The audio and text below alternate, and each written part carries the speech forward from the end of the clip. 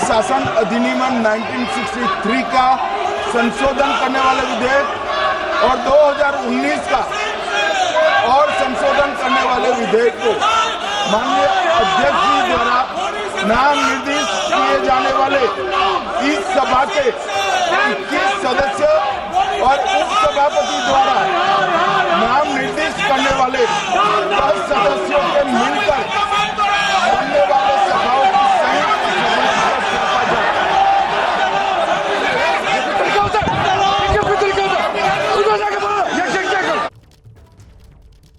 तो आप सुन रहे हैं लगातार किस तरीके से मॉनसून सत्र में और सदन में जिस तरीके से गृह मंत्री अमित शाह अपनी बात रख रहे हैं 130वां संविधान संशोधन 2025 और अपनी बात कर रहे हैं उस पर विपक्ष की आवाज इतनी तेज है कि कुछ भी सुनना नामुमकिन है, क्योंकि लगातार वो कह रहे हैं, वो विरोध कर रहे हैं। वो उनका कहना है कि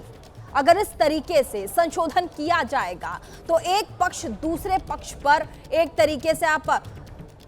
और आपको एक बड़ी खबर दे दें, इस वक्त लोकसभा की जो कार्यवाही है वो फिलहाल स्थगित कर दी गई है। बड़ी खबर इस वक्त आपको एबीपी न्यूज पर हम दे दें कि लोकसभा की कार्यवाही फिलहाल 3 बजे तक के लिए स्थगित कर दी गई है। और ऐसे में आपको बता दें, गृह मंत्री अमित शाह लगातार विपक्ष के जितने बड़े चेहरे हैं वो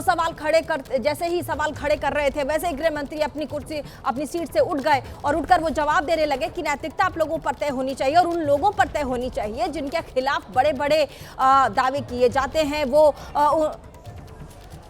हम सीधा रुक करेंगे अपने संवाददाता आशीष के पास। आशीष, फिलहाल जो लोकसभा है उसको स्थगित कर दिया गया है दोपहर के 3 बजे तक और जैसा कि लगातार हम सवाल कर रहे हैं और ये भी बता रहे हैं कि कैसे अब इस बिल को आगे लेकर जाया जाएगा और क्या प्रक्रिया अब होगी। देखिए, ये तो पहले से तय है। जब बिल मूव किया जा रहा था तभी ये स्पष्ट कर दिया गया था कि इसको जॉइंट पार्लियामेंट्री कमेटी को भेजा जाएगा। प्रस्ताव खुद ही दिया गया है होम मिनिस्टर की तरफ से और इसमें ये प्रक्रिया ये होगी कि 21 सांसद लोकसभा के अध्यक्ष चुनेंगे, 10 सांसद राज्यसभा से मांगे जाएंगे। जब यहाँ से रेफरेंस जाएगा और राज्यसभा अपनी तरफ से 10 सांसदों को राज्यसभा के चेयरमैन, डिप्टी चेयरमैन वो भेजेंगे, वो 10 नाम, और उसके बाद ये 31 लोग मिलकर के वो जॉइंट पार्लियामेंट्री कमेटी बनाएंगे, जिसमें जॉइंट पार्लियामेंट्री कमेटी इस पर डिलिबरेट करेगी। जो आप सदन के पटल के अंदर देख रही हैं, तमाम विपक्षी सांसद उठ करके इसका विरोध कर रहे हैं। उनको मौका मिलेगा इसका विरोध करने या अपना पक्ष सामने रखने का। और अगले सत्र के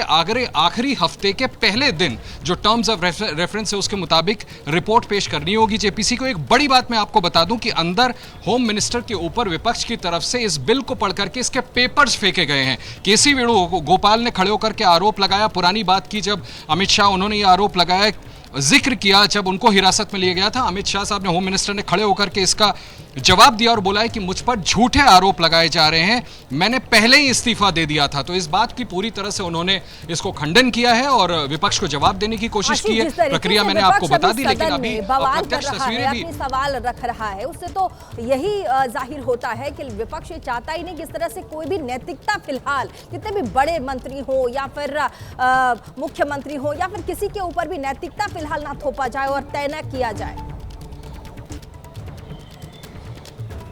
देखिए, मनीष तिवारी जब अपना विरोध दर्ज करा रहे थे तो उन्होंने एक बात कही थी कि इस पर व्यापक चर्चा नहीं हुई, स्टेक होल्डर्स से बात नहीं हुई। क्यों नहीं पॉलिटिकल पार्टीज से पहले बात की गई इस बिल को सदन में लाने के लिए? इस बात पर हम सवाल खड़ा करें कि वो ऐसा ऑपोजिशन चाहती है कि नहीं चाहती है, कि नैतिकता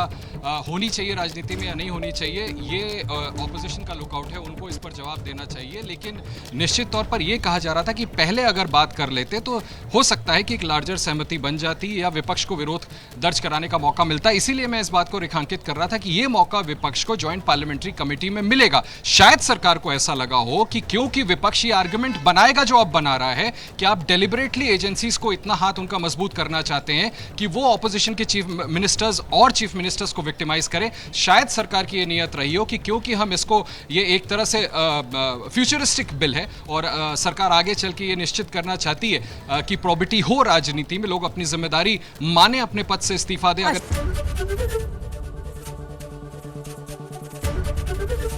एबीपी गंगा, खबर आपकी, जुबान आपकी।